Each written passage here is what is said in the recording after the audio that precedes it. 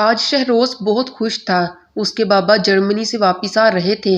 College میں جب چھٹی کا ٹائم ہوا تو اس نے اپنے پیارے دوست اسد کو دعوت دی کہ کل وہ اس کے گھر آئے، میں تمہیں اپنے بابا سے ملواؤں گا۔ اس کے بعد اسد اور شہروز دونوں اپنے گھروں کو روانہ ہو گئے۔ اسد نے گھر پہنچ کر اپنی امی سے ضد کرتے ہوئے کہا کہ ماما، آج شہروز کے بابا جرمنی سے آ رہے ہیں، انہوں نے کل مجھے دعوت دی ہے، میرے بابا کیوں نہیں آتے؟ آپ تو کہتی ہیں کہ وہ بھی جرمنی میں رہتے ہیں۔ اسد کی امی نے اسے دلاسا دیا اور کمرے میں بھجوا دیا۔ اسد اپنے بھائی زین، اپنی امی اور اپنے دادا دادی کے ساتھ گھر میں رہتا تھا۔ جب اسد 2 سال کا تھا اس کے بابا جرمنی روانہ ہوئے تھے، لیکن اس کی امی کو فون پر پولیس والوں نے بتایا کہ گاڑی کا حادثہ ہو چکا ہے۔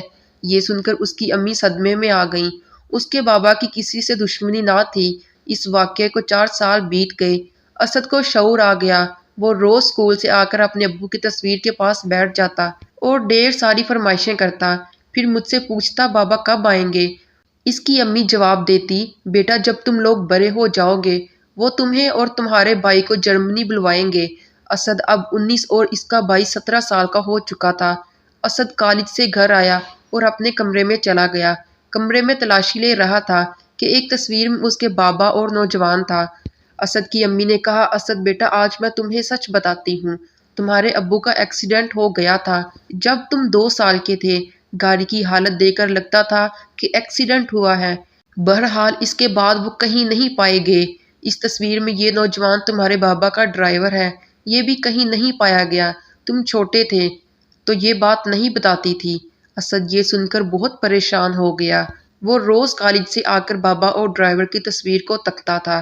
آج شہروز نے اسے دعوت دی تھی، اس لیے وہ امی سے اجازت لے کر آ گیا اور شہروز نے اسے اپنے ابو سے ملوایا۔ اسد نے اس کے بابا کو دیکھا تو دیکھتا ہی رہ گیا۔ ان کی شکل ہو بہو ڈرائیور کے جیسی تھی۔ اس نے فوراً اپنی امی کو فون کیا اور اس کی امی نے کہا وہیں رکے رہو، اور اسد کی امی اس کے بھائی اور پولیس کو لے کر آ گئیں۔ شہروز کے بابا کوشش کرتے رہے کہ پولیس چلی جائے، بالآخر سچ بتا ہی دیا۔ انہوں نے کہا کہ اسد کے بابا کی دولت سے مجھے حسد ہو گئی تھی، میں نے انہیں اعتماد میں لیا۔ جس دن جرمنی جا رہے تھے میں نے انہیں جنگل میں چھوڑ دیا اور گاڑی توڑ پھوڑ کی حالت میں چھوڑ دی اور ان کی جگہ میں چلا گیا۔ پولیس نے شہروز کے بابا کو گرفتار کر لیا اور اخبار میں جاوید کی گمشدگی کی خبر چھاپ دی۔ چند ہفتوں بعد ایک شخص جاوید صاحب کے ساتھ تھانے میں موجود تھا۔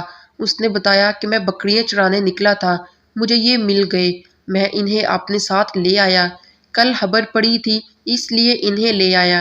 پولیس نے اسد کے گھر والوں کو فون کیا، وہ جلدی وہاں پہنچ گئے۔ اسد اپنے ابو سے لپٹ گیا۔ اس کے بعد جاوید صاحب نے شہروز کے ابو کی رہائی کی درخواست کی اور وہ تھانے سے باہر آ گئے۔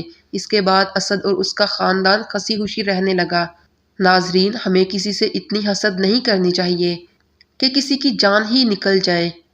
اللہ نے ہمیں جتنا دیا ہے ہمیں اسی میں شکر کرنا چاہیے اور دوسروں کی طرف نہیں دیکھنا چاہیے۔ تو ناظرین، امید کرتی ہوں کہ آپ کو ہماری ویڈیو اچھی لگی ہوگی۔ اگر ویڈیو اچھی لگے تو ویڈیو کو لائک کر کے چینل کو سبسکرائب کر دیں۔